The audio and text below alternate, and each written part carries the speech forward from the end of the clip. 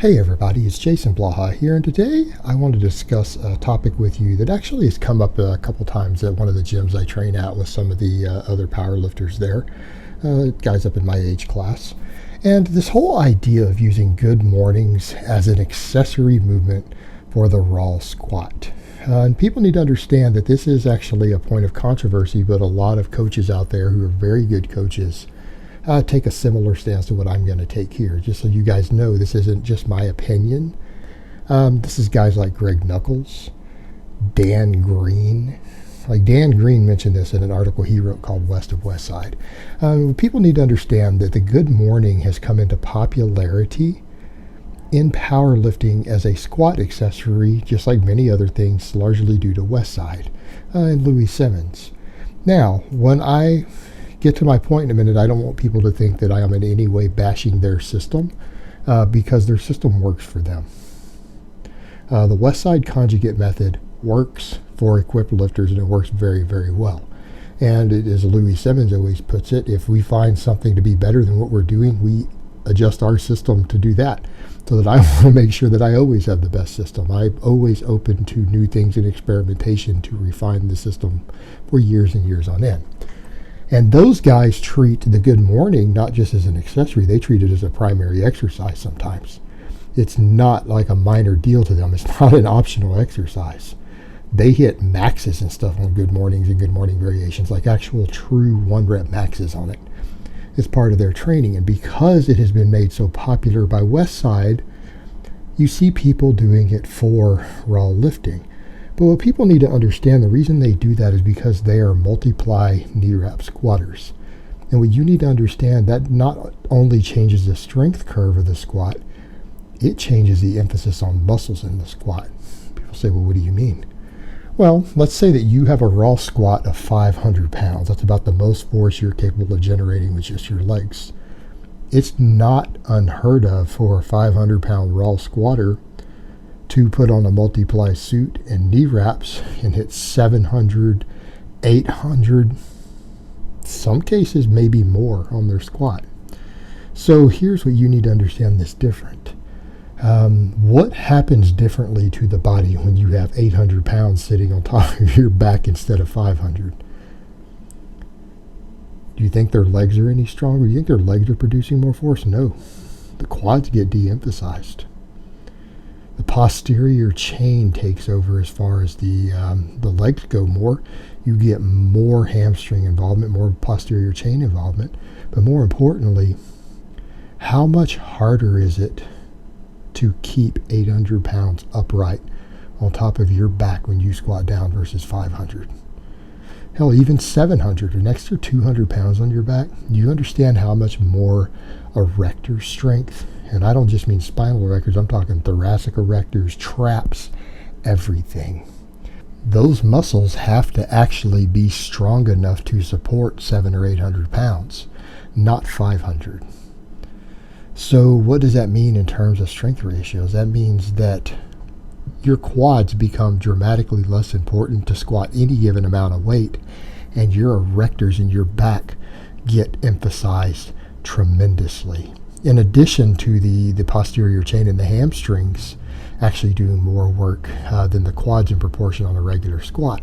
Again, the knee wraps take care of a lot of that. So when we start thinking about why these guys focus on the good morning, it starts to make sense. Good mornings build the erectors. All the erectors.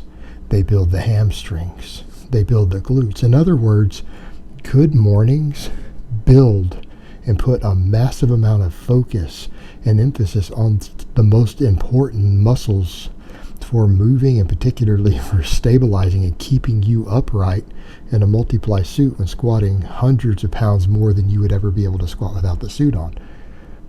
And again, the posterior chain and hamstring emphasis. So when you look at it from this perspective, the good morning has enormous carryover to a suited squat, like direct carryover. In other words, if your good morning strength goes up, your squat will go up in that equipment. It will increase. Like if you add another 20 pounds to your good morning max, your squat max is probably going to go up 20 or 30 pounds in proportion. In the same time period, it's going to go up directly. There is direct carryover, and it makes sense. So in light of that, it's intelligent for them to use the good morning. It makes sense. It makes perfect sense. I don't think you can create a solid counter argument. The problem with that is that when we get over to raw squatting, the good morning takes a fair amount of recovery, doesn't it? It puts a heavy load on your lower back. In other words, it's just as hard to recover from as the raw squat is. However, it doesn't build the primary movers as much in the raw squat. I'm not saying you don't need erectors. You obviously do. But you don't need enough erectors to handle 200 or 300 pounds more than your raw squat. In other words, it may not be a disadvantage there to have that, but it takes training time away from the more important muscles, doesn't it? It takes recovery away from the more important muscles. So in other words, you're getting less quad stimulation. You're learning less of the movement pattern. You're getting less movement pattern stimulation for just as much, if not more, impedance in your recovery and just as much of your training time. And I'm not saying it doesn't help at all, but squatting itself. In fact, I go so far as to say doing a front squat, which is almost the opposite of a good morning as far as similar movements go, isn't it? Doing a front squat will carry over more to a raw squat than a good morning will. I think it has considerable carryover. So here, that's a problem. If guys are dedicating a lot of their time to good mornings who are trying to improve their raw squat, their squat's going to go up slower than it would if they just did more squatting. That's a big difference between raw lifting and equip lifting. Now, people would say, well, it doesn't matter. A lot of people can handle a lot of training volume. It's adding training volume, you're adding muscle mass. Muscle mass is never a weakness. And there's some truth to that. And if it was as simple as that, it wouldn't be a big deal, would it? Wouldn't be a big deal, would it? However, what is it that these other coaches will tell you, particularly Greg Knuckles? The good morning trains a movement pattern that is not beneficial on your squat. Because what you do not want to do is to do a good morning when you do a squat. Isn't that what we give Lane Norton a hard time for? That's what most coaches give Lane Norton a hard time for, doing a bastardized good morning and calling it a squat, and then wondering why his back keeps getting hurt over and over and why he's in excruciating pain, having to have injections in his back and everything. Good morning's his squat, which you're not supposed to be doing when you do a raw squat. He does a lot of good mornings, doesn't he? Because what does it teach you to do? It teaches you to do your hip hinging as a separate movement when you have a weight on your back. And there's a difference between a deadlift, because if you do a deadlift, yeah, you have a hip hinge. It's not going to be as pronounced as, say, on a good morning. But the difference is you're training yourself to do that movement when you're gripping a weight in your hands. It's about learning movement patterns. When you are putting a bar up on your back or your shoulders, you're now putting a bar in a similar position to where your load is up there the way you would on a squat. And you're letting that load get way in front of your midfoot, which you never ever want to do on a barbell squat. See where we're going with this? It ingrains bad movement patterns. And when you learn to do an accessory movement that has a bar placement and foot placement very, very close to your primary exercise, part of the movement pattern that you train, if you do it often enough, will teach your body to do that. You will ingrain motor patterns and habits. So you're training yourself that when you have a bar on the back, to let the bar get way in front of you midfoot and good morning it up. So in other words, when you see people who sometimes their hips shoot up, and this is the problem, the good morning can actually train you on a squat to let your hips shoot up first, and then good morning the weight up.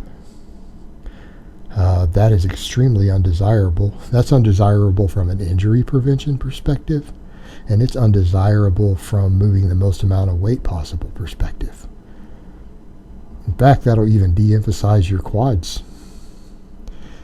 This isn't a good thing. This is not something you want to learn. And so when I see guys who are doing a lot of good mornings, and I'm talking doing multiple sets every single week, who are doing so as raw squatters, this isn't a good thing. And this even applies to people who are doing this for aesthetic purposes, because you're trying to build your squat to build your legs and other things.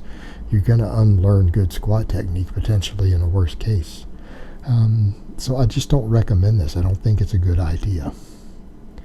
Alright guys, but that's really all I have to say on that today. I hope it's been informative, and I will talk to you guys next time.